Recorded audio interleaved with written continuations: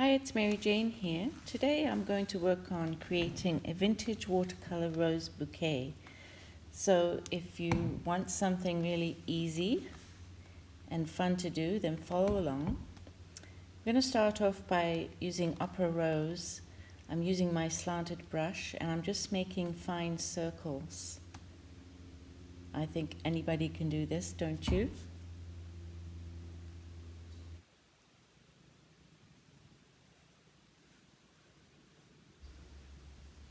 Now adding a little darker rose paint, continuing with the circles, and then just filling out the edges using the flat part of my brush to create sort of a fan feel around the flower.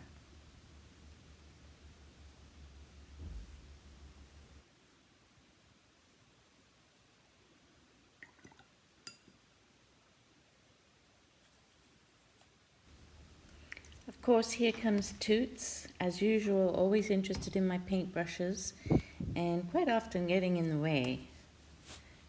Here I'm putting in a very dark center, which is not realistic at all, but it does give a nice vintagey feel to this rose.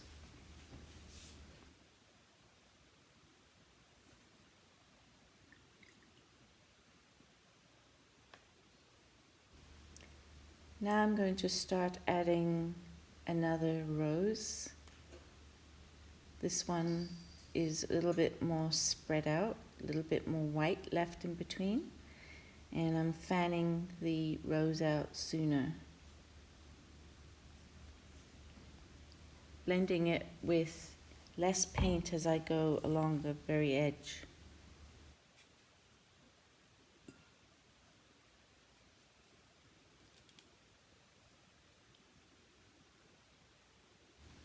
Now I want to create some buds, so using my sap green, I'm creating the bud form.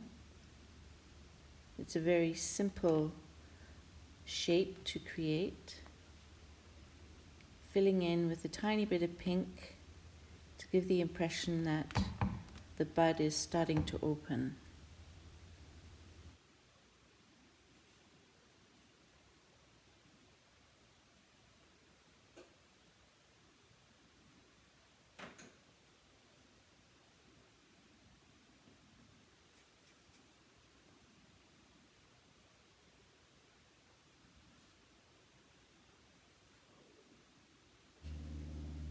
Continuing to add a few more buds. We want to have lots of different shapes and sizes. So here I've just done the leaves of the buds and creating another one above it.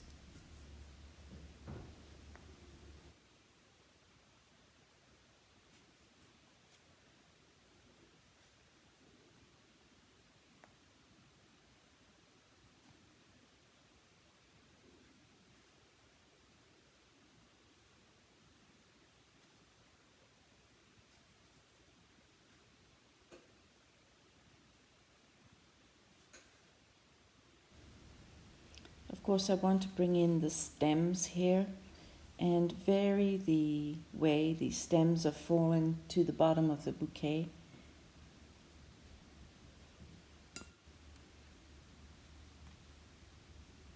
So now I'm going to add a slightly darker bud that has opened somewhat, still looking a little bit closed in. And I'm going to create another one similar above.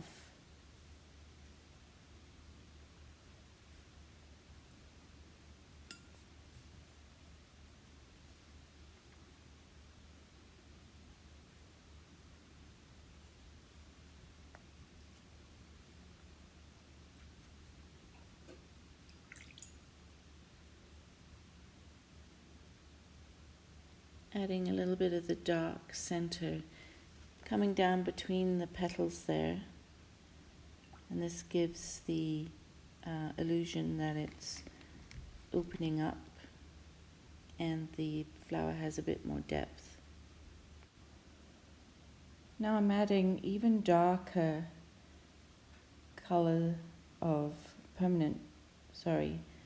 opera rose to this rose and expanding the petals out even further, making sure I leave a little bit of space in between to give the appearance of petals.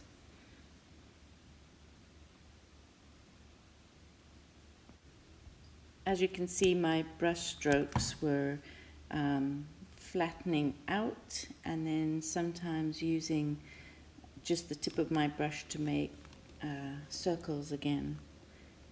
And here I continue to do more on the next rose. So here I'm doing some wiggly strokes to give it more of a frilly look. And remember that even though it's quite dark, the paint, that it's going to dry a lot lighter.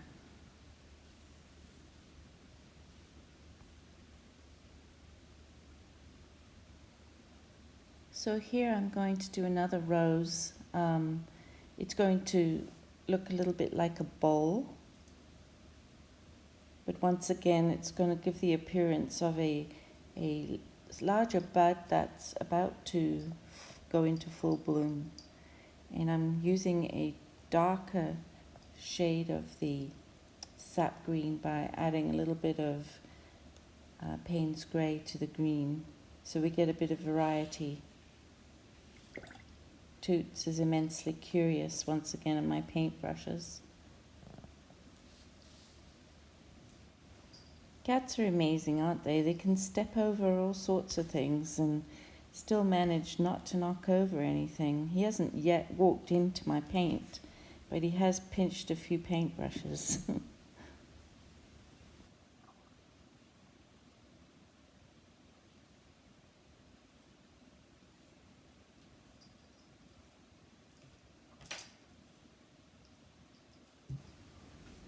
Continuing to add a few more layers here to the petals to give the rose even more depth. Got to be careful here because you can overdo it. I mean, you've got to be able to leave some white space for it to work.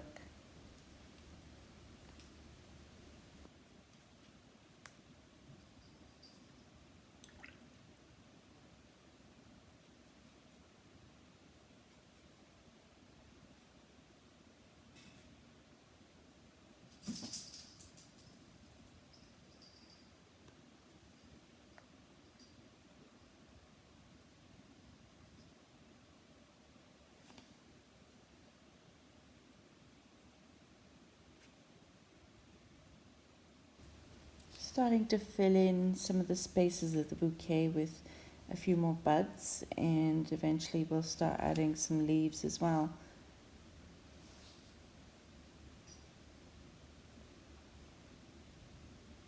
Of course, the more variety you add in terms of shapes, the more interesting the bouquet would look. Placing them in the right place and not overdoing it can also be a bit of a challenge.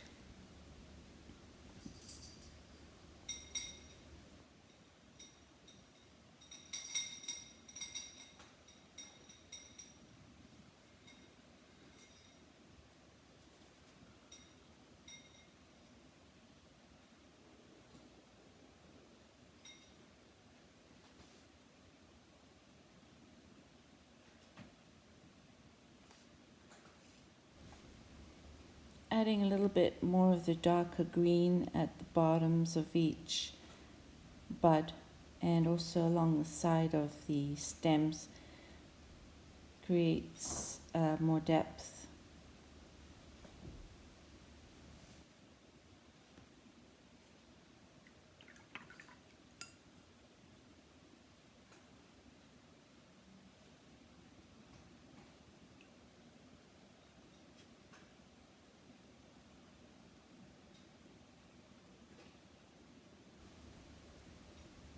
Now that my green is a little more dry, I can start putting in some of the pink into the buds, and it won't run.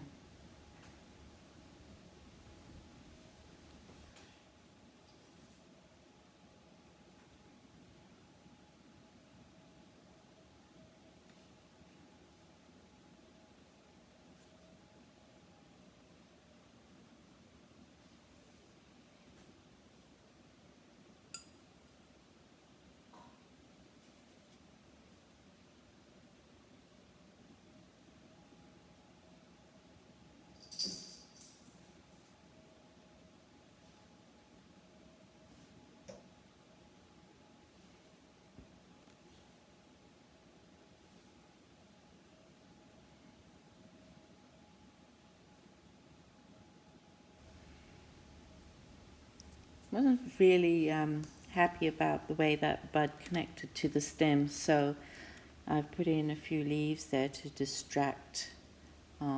Probably I would fix that or redo it, but I decided to leave it and see what happens.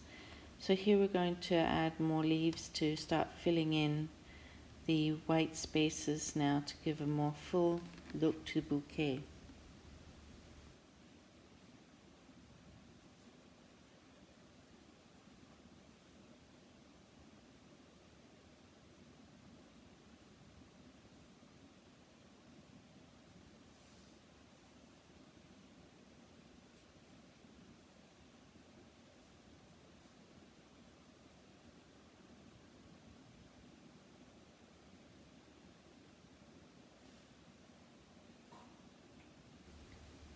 The slanted brush is really great for making leaves because you get a nice point and then you can fill the center in, get a nice round middle to the leaf. So, using the right brush can often be all you need instead of struggling to make the same shape with, say, just a plain round brush.